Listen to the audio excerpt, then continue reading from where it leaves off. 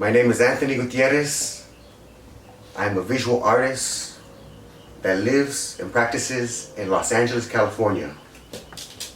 I'm originally from San Antonio, Texas, a graduate of the University of Texas, San Antonio, as an artist, and I am here to share with you some of my experience through art that is related to some of the things happening right now in the world, in retrospect to the class that I'm taking at East LA College, which is Chicanos Studies number 27.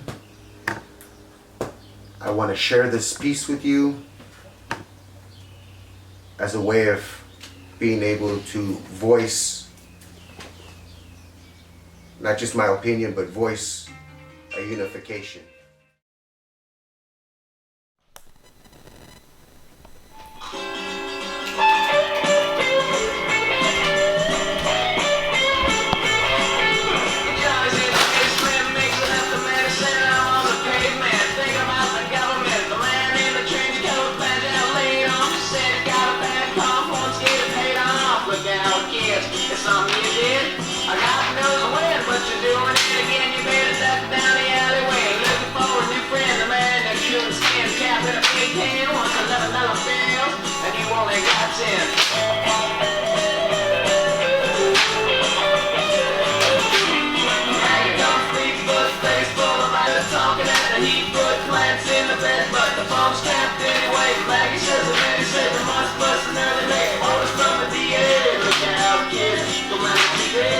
Walk on your tiptoes, don't try no nose, better stay away from those who hang around the fire hose. Keep a clean nose, one clean clothes, you don't need to wear the man that tells where the wind blows.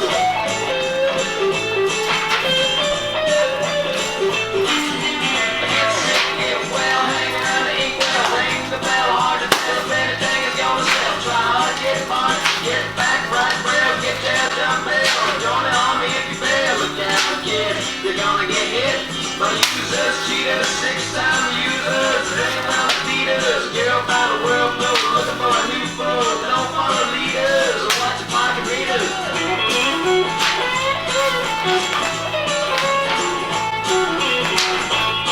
Oh, get on, keep on, short pants, romance, learn to dance, get dressed, get blessed, try to be a success, please her, please him, buy gifts, don't steal, don't let 20 years going and they put you on a day shift. Look out, kids, to keep it on hit. You better jump down a manhole, light yourself a candle. Don't wear sandals, try to avoid the scandal. Don't wanna be a bum, you better chew gum. The bump don't work, cause the flavor's with the handles.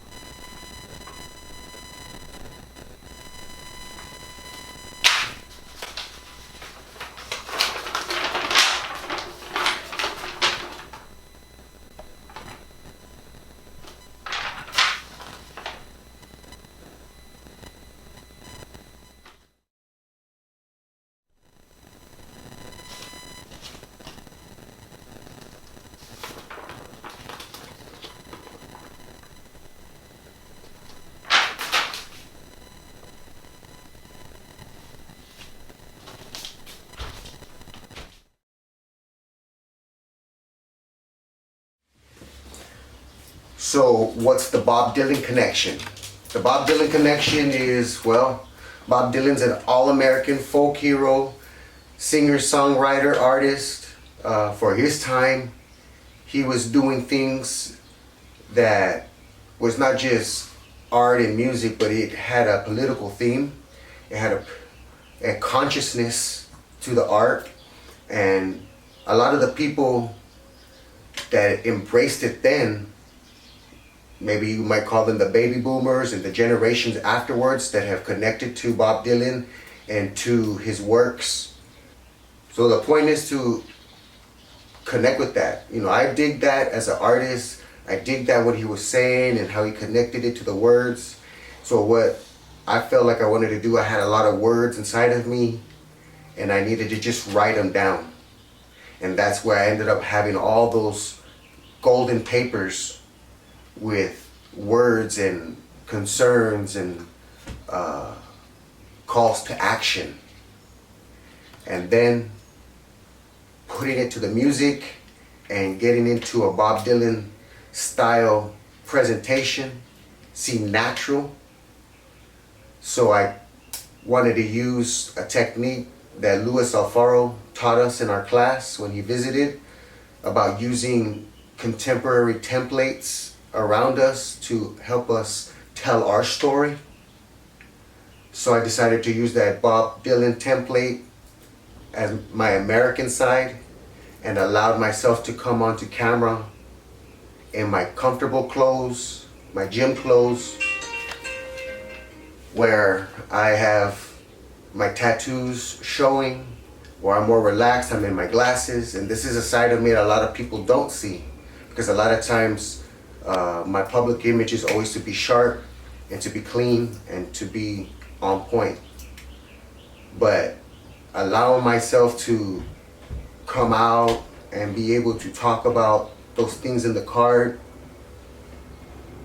is, I guess, my way of connecting to the assignment of thinking about where the future lies for Latinx literature and art, which is the conscience of our community and how we express our experiences, and being able to be comfortable where we're at in our own skin, in our own masculinity, in our own femininity, in our own sexuality, in our own humanity.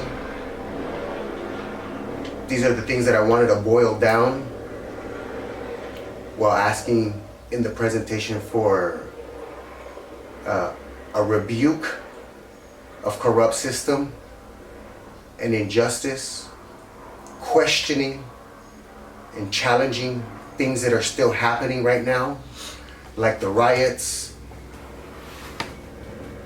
and the persuasion back and forth of peaceful protests.